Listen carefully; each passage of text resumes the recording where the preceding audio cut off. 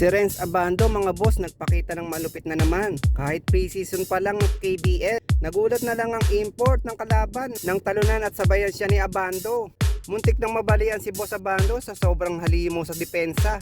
Nagumpisa nga ang pre-season game, Anyan Red Boosters, kung saan naka-lineup pa rin ang Boss Renz Abando. May mga nawala sa lineup, nawala, pero nandyan pa rin naman ang dalawang import na sila Darren Morrow at Umaris Bellman. At kalaban nila dito ngayon ang nooy ka-teammate ni RJ Abariento sa KBL, kung saan makakabakbakan ni Renz Abando ang dating Asian import ng Barangay Ginebra. Number 5 si Kim Ji-won. Maganda agad ang bitawan ng Anyang dito, lamang sila rito ng 7. 6 minutes mark.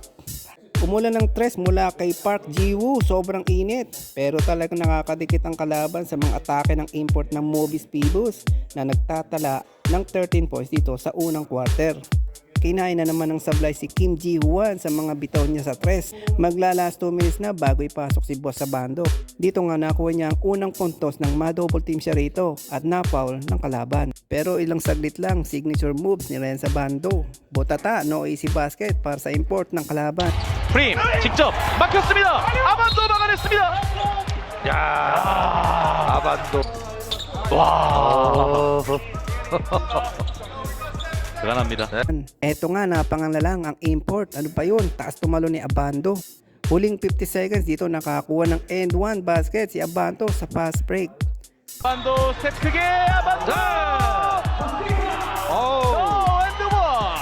Yun nga sa second half na solid na segundo mga boss para kay Renz. Nagtala ito ng 5 points with 1 block shot. Nakakatakot nga yung huling sabayan dito. Muntik pa ma-injury ang idolo natin dito para pigilan ang tira ng kalaban.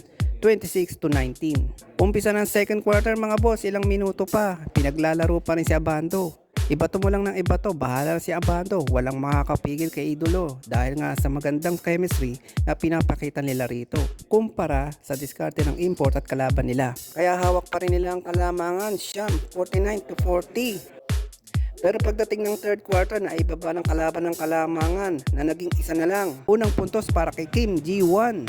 Bawi agad dyan si Renz Abando, munti pa i-posterize yung sumabay na walang buwelo sa talon ni Abando. 먼노에게 빠르게 아반도! Pati komentator napapasigaw sa ginawa niya rito. At isang halimaw na supalpal na naman ang pinakita niya rito bago siya ilabas ng coach nito. Akala siguro ng kalaban easy basket na pero nagkakamali siya. 안쪽.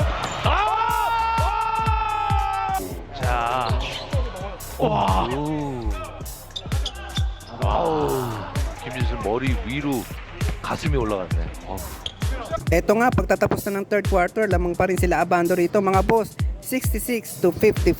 Pagtapos nga niyan, fourth and final quarter na nga mga boss. Hirap na ang makahabol ang Movies Phoebus sa bakbakang ito. Sa huling sandali, panalo ang Anyang Red Boosters.